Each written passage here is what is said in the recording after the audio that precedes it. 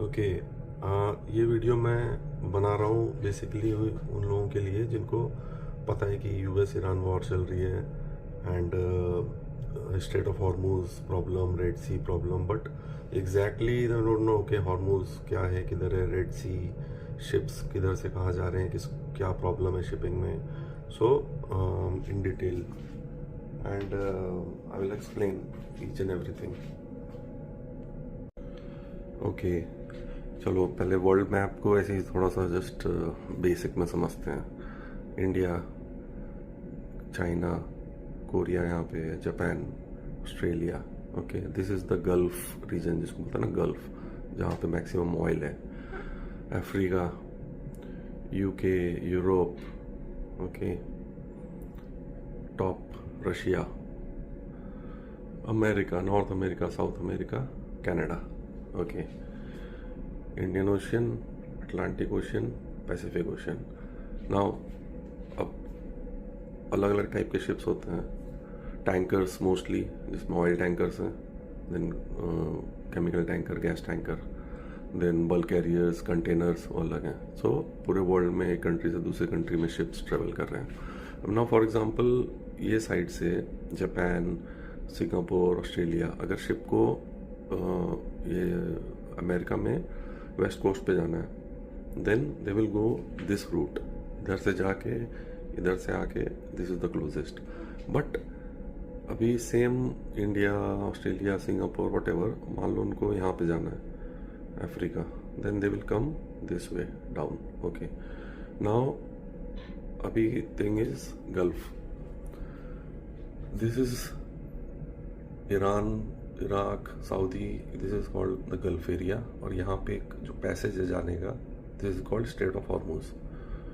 Other thing is ये red सी, Saudi और Egypt के बीच में, यहाँ से निकलने के लिए there is Swiss canal. Okay, Swiss canal पहले बेसिकली पहले ये मतलब बहुत सालों पहले ये नहीं था यहाँ पे कुछ। सो शिप्स सिर्फ यहाँ से जा सकते थे। देन दे डिसाइडेड उसको मिट्टी खोद खोद के कैनाल बनाया एक।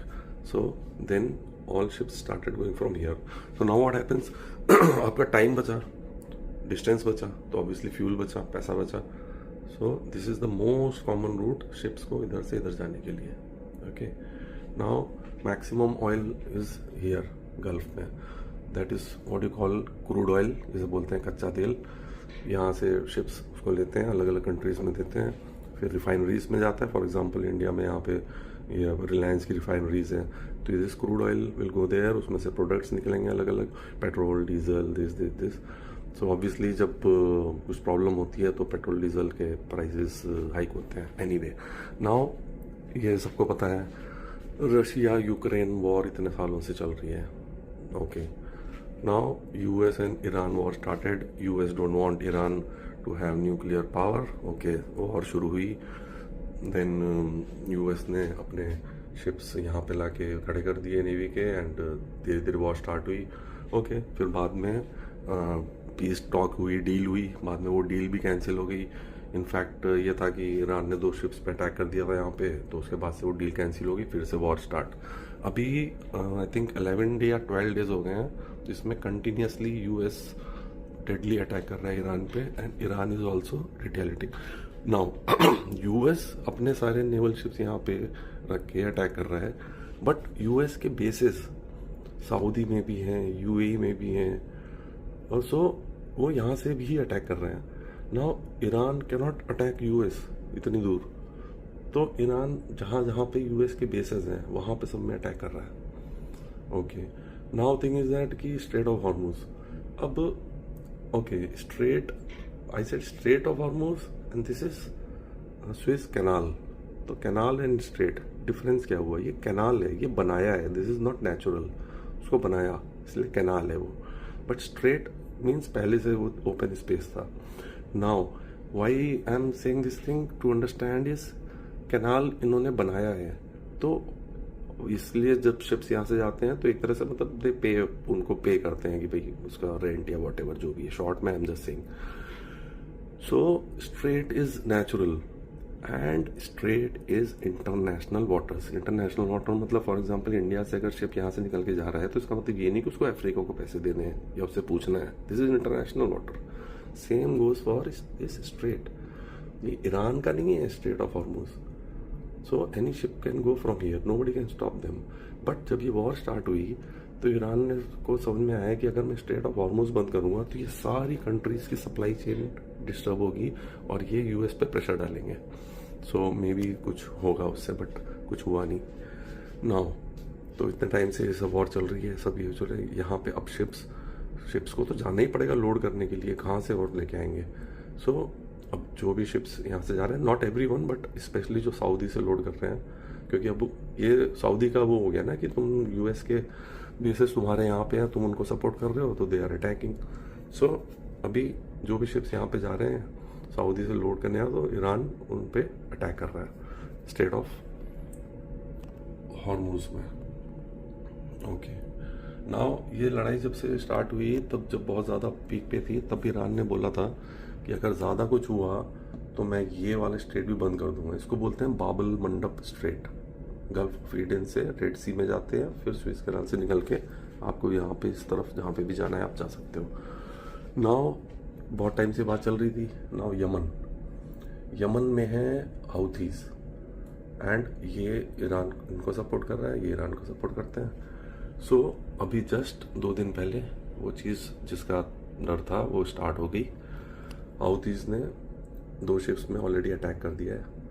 स्पेशली सेम थिंग जो सऊदी से लोड करके आ रहे हैं। क्यों? क्योंकि उनको सऊदी से यूएस को वो करने के लिए सऊदी पे वो करना है। तो जो भी शिप यहाँ से लोड करके आ रहे हैं और यहाँ से निकल रही हैं तो हाउथीज यहाँ पे उनको अटैक कर रहे हैं। 2 शिप्स पर ऑलरेडी अटैक हो चुका है। अभी अगर कोई शिप यहाँ से आ रहा है कहीं से भी, यूके, यूरोप, और वो स्विस कैनाल क्रॉस करके आ रहा है तो उस पर अटैक नहीं करेंगे, क्योंकि वो मतलब वहाँ से लोड करके आ रहे हैं। उनको सिर्फ ये टारगेट है कि सऊदी से जो लोड करके आ रहे हैं हम उन पर अटैक करेंगे। सो this is what is going on latest. Straight of Hormuz तो चल ही रहा है। अभी इतने शिप्स पे अटैक हुआ। अभी रिसेंटली तो एक शिप पे जो अटैक हुआ उसमें फायर हो गई इंजन रूम में। सब लोग एबंडन लाइफ बोट में बैठ के निकले के भागे। ओमान कोस्ट गार्ड ने उनको बचा के लेके आए। अब वो लोग वहाँ से घर जाएंगे। Just think about it. मतलब अटैक हुआ, आग लगी और सब सामान छोड़ के शिप पे और भाग के जान बचा के भागे। Anyways now same thing is started happening here. ये अपने बेचारे क्या, सोमालिया, जिसकी कहानी आपने सुनी होगी, पायरेट्स जो शिप को हाईजैक करके ले जाते हैं। There is a movie Captain Phillips. अगर आपको सही में सोमालिया की एग्जैक्ट रियल स्टोरी एक देखनी है, मर्स्क कंटेनर शिप एक हाईजैक किया था इन्होंने, कैप्टन फिलिप्स, टॉम हैंक्स की मूवी है, very nice. So this is the situation which is going on right now. And अभी आगे और क्या होने वाला है, अब यहाँ पे ये स्टार्ट हो गया। यूएस ने बोला था अगर तुम यहाँ रेड सी को बंद करोगे तो मैं यहाँ पे भी अटैक करूँगा। So I don't know, in fact nobody knows what's gonna happen next. And ये जो है ना, ये इतना सब कुछ हो रहा है और ये जो चुपचाप बैठा है, ये वही है जैसे कहीं लड़ाई होती है ना, एक बंदा एकदम चुपचाप खड़ा रहता है साइड में, वो सबसे पावरफुल होता है। ये वही है जो सुपर पावर कहते हैं ना, यूएस। असली सुपर पावर ये है। ये इतना साइलेंटली अपनी टेक ग्रो कर रहा है ना, लोगों को आइडिया भी नहीं है कि चाइना किस लेवल पे जा चुका है। Anyways so this is the situation right now. What can we do? Tankers हैं, सब शिप्स कंपनीज हैं, जाना तो यहीं पड़ेगा। अच्छा हाँ, एक चीज़ तो मैंने भी इतना ध्यान नहीं दिया था। न्यूज़ में आपने सुना होगा कि वेनेजुला, एक दिन अभी कुछ टाइम 2-3 महीने पहले की न्यूज़ है ना, यूएस ने वेनेजुला में जाके उनके प्रेसिडेंट को उठा लिया, पूरा वेनेजुला अपने उसमें ले लिया। ये किया किस लिए? मेरे माइंड में भी ये था कि यार सबसे ज़्यादा ऑयल यहाँ पे ही है, सऊदी एंड समथिंग, ये Iran, Iraq, whatever. But actually जो वर्ल्ड का सबसे बड़ा रिजर्व है, मतलब रिजर्व मीन्स नहीं, सॉरी, मतलब जो ऑयल है, क्रूड ऑयल, वो वेनेजुला में है। And that is around 300 billion barrel, 300 billion. Okay now उसके बाद वेनेजुला के बाद सबसे ज़्यादा है सऊदी में क्रूड ऑयल, उसके बाद 3rd नंबर पे Iran, and then Canada. So this is the thing. अभी टैंकर्स हैं जितने भी हैं उनको जाना तो मैक्सिमम यहीं पर। अच्छा, यूएस कहता है कि मैंने वेनेजुला पे कब्जा कर लिया है, अब आप सब कुछ छोड़िए गल्फ वल्फ, आप आइए वेनेजुला से तेल लेके जाइए। अरे इडियट, कोई सी शिप को यहाँ से यहाँ जाना है तो उसको टाइम और डिस्टेंस कम लगेगा, उसका मतलब ऑयल कंजम्पशन कम होगा तो उसके पैसे भी तो कम लगेंगे। अब वो यहाँ से इतनी दूर जाएगा वेनेजुला और यहाँ से लेके आएगा तो वो कमाएगा क्या? He will be in loss. And second thing, this quality of the crude oil is not as good as जो यहाँ की क्वालिटी है। अब क्वालिटी पे क्यों फ़र्क पड़ता है? I mean common sense, crude oil है वो रिफाइनरी में जाके उसमें से प्रोडक्ट्स निकलते हैं तो उसकी क्वालिटी पे फर्क पड़ेगा, the petrol diesel which is coming out. So that is the reason Venezuela अभी कोई नहीं जा रहा है। ओके, नाउ अनदर थिंग कि अच्छा अगर रेड सी बंद हो गया तो क्या? हॉर्मूज बंद होने से तो ये है कि आप अंदर नहीं जा सकते लोड करने, बट रेड सी अगर बंद हो गया तो इधर से इधर जाने का रास्ता ही बंद हो गया, यू नो, द शॉर्टकट सबके लिए। So this will be major game changer, इसकी क्या होने वाला है। बट ऐसा नहीं है कि रास्ता बंद हो गया, अफ्रीका के नीचे से रास्ता है, आप जा सकते हैं, इधर से इधर जा सकते हैं, इधर से इधर जा सकते हैं, no problem. But again same thing, time and distance. Shipping, merchant shipping है तो बिजनेस ही ना।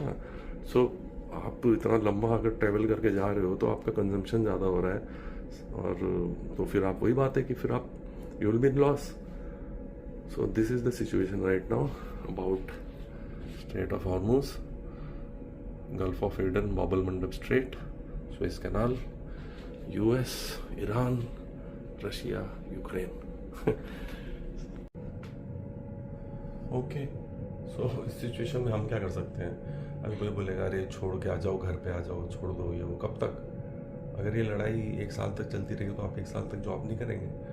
So it's not practically like that, but ठीक है, प्रॉब्लम कहीं भी आ सकती है, कुछ भी हो सकता है, but you have to believe in God and देखते हैं क्या होता है।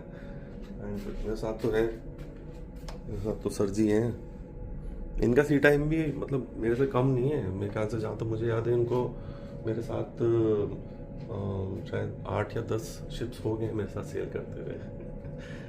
So that's what I'm saying. Let's pray for the best. Let's see what happens.